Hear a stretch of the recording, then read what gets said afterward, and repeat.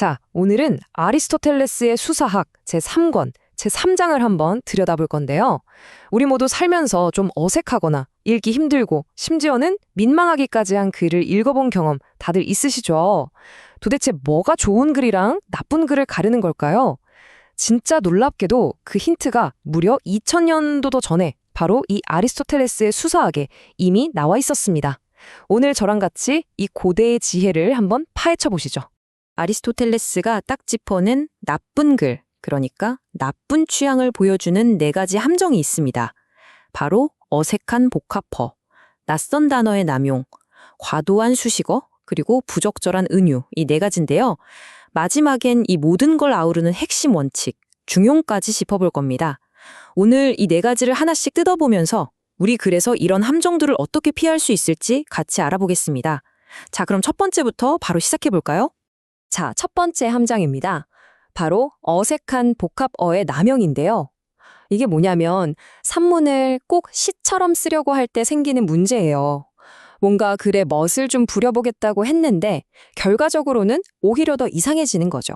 아리스토텔레스가 딱 예시를 드는데 리코프론이라는 사람의 글을 한번 보세요. 거인처럼 솟은 땅 위에 수많은 얼굴을 한 하늘이래요. 와, 듣기에는 뭔가 그럴듯하죠? 근데 이게 산문이라고 생각해보면 너무 시적이라는 거예요. 뜻을 명확하게 전달해야 하는데 이렇게 운문처럼 써버리면 오히려 명료함만 해친다는 거죠. 알키다마스 예를 보면 이게 확 와닿습니다. 그냥 분노하다 이렇게 쓰면 깔끔할 걸 굳이 영혼을 분노로 채우다 라고 하고요. 어두운 바닷속이라고 하면 될 걸 우울한 색깔의 바다의 바닥이라고 표현하는 거죠. 진짜 꼭 필요한 경우가 아니면 이런 복합어는 좀 자제하는 게 산문 특유의 간결함과 명확성을 지키는 길이라는 겁니다. 자, 두 번째 실수, 바로 낯선 단어를 너무 많이 쓰는 겁니다. 의미를 오히려 흐리게 만드는 거죠. 뭐랄까, 좀 아는 척하려다가 오히려 소통에 실패하는 딱 그런 경우라고 할 수 있겠네요. 이것도 예를 들어 볼게요. 니코프론이라는 사람이 크세르크세스 황제를 묘사하는데 그냥 엄청난 인물이라고 하면 되잖아요. 근데 굳이 경이로운 거인이라는 뜻의 아주 생소한 단어를 썼대요.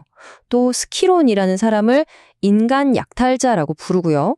그러니까 굳이 이렇게 어렵고 과장된 단어를 쓰면 읽는 사람 입장에서는 이 사람 되게 젠치하네? 이런 느낌만 받고 글의 내용이 제대로 전달이 안 된다는 거죠. 알키다마스의 다른 표현들도 한번 볼까요? 시를 위한 장난감? 자연의 어리석음? 아니, 이게 대체 무슨 뜻일까요? 감이 잘 안 오죠? 바로 이겁니다. 이렇게 낯선 단어를 막 가져다 쓰면 독자를 이해시키기는커녕 그냥 혼란스럽게만 만드는 거예요. 글쓰기의 제일 원칙은 뭐니 해도 명확한 소통이라는 걸 잊으면 안 됩니다. 자, 세 번째. 이건 아마 우리 모두가 가장 흔하게 저지르는 실수가 아닐까 싶은데요. 바로 과도한 수식어 사용입니다. 부제가 재밌죠? 양념이 아니라 고기 자체가 된 형용사들. 딱 이 느낌이에요. 물론 수식어를 잘 쓰면 글이 풍부해지죠. 근데 이게 과하면 독이 됩니다.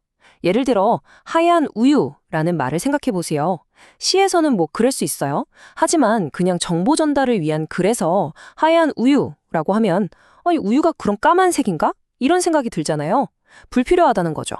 이렇게 필요 없는 수식어가 붙으면 글이 막 늘어지고 심지어 좀 우스꽝스러워 보일 수도 있습니다. 알키다마스의 예시를 보면 진짜 기가 막힙니다. 그냥 땀이라고 하면 될 걸 축축한 땀이라고 썼어요. 아니 여러분, 축축하지 않은 땀도 있나요? 그쵸? 그리고 나뭇가지를 굳이 숲의 나뭇가지들이라고 하고 그의 몸을 몸에 벌거벗음이라고 표현합니다. 이게 바로 불필요한 말이 붙었을 때 글이 얼마나 어색하고 우스꽝스러워지는지를 제대로 보여주는 완벽한 예시죠. 근데 알키다마스는 여기서 멈추질 않아요.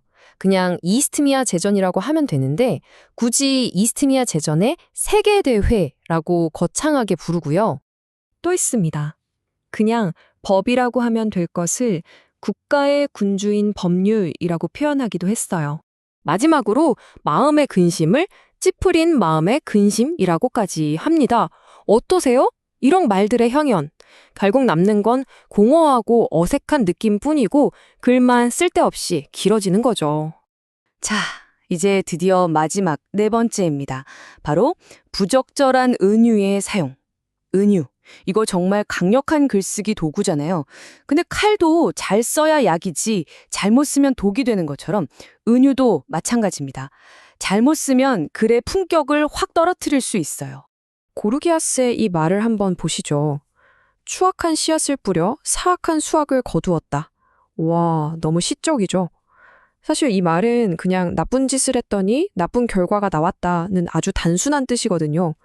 근데 이렇게까지 과장해서 표현하면 듣는 사람이 공감하기가 좀 어렵다는 겁니다. 알키다마스도 마찬가지예요.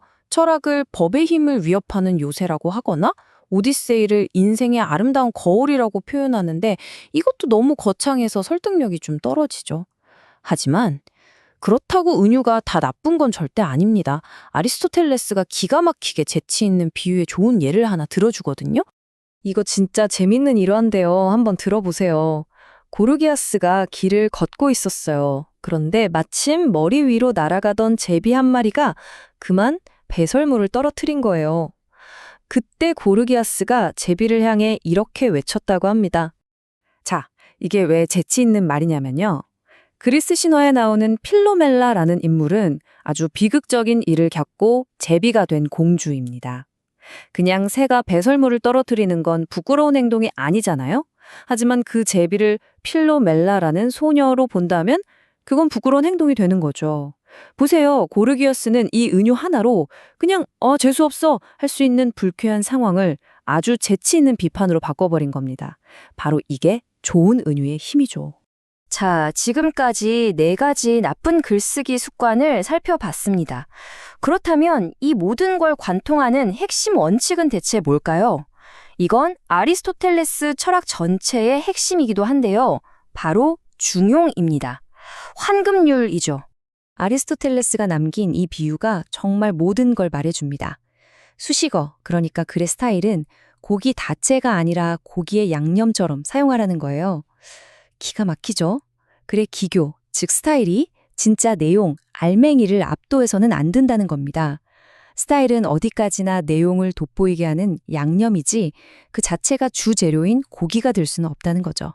결국 아리스토텔레스의 조언을 우리 글쓰기에 적용해 본다면 이렇게 정리할 수 있겠네요. 첫째, 무조건 명료하게 써라. 둘째, 꾸미더라도 목적을 갖고 꾸며라. 셋째, 비유를 쓰려거든 적절하게 사용해라. 그리고 이 모든 것의 바탕에는 넷째, 항상 중용을 지켜라. 이게 깔려 있어야 합니다. 독자를 혼란스럽게 하는 대신 명확하게 불필요한 장식은 덜어내고 언제나 과하지 않게 균형을 맞추는 것. 이게 바로 좋은 글쓰기의 본질인 거죠. 정말 2000년도 더 지난 오늘날에도 아리스토텔레스의 이 조언은 너무나도 정확하게 유효합니다. 오늘 우리가 살펴본 내용들을 바탕으로 여러분 자신의 글을 한번 돌아보시는 건 어떨까요? 내 글에는 혹시 불필요하게 부풀려진 표현은 없는지, 괜히 어려운 단어를 써서 의미를 흐리고 있지는 않은지, 다시 말해 여러분의 글에 숨어있는 축축한 땀은 과연 무엇인지 한번 곰곰이 생각해 보시면 좋겠습니다.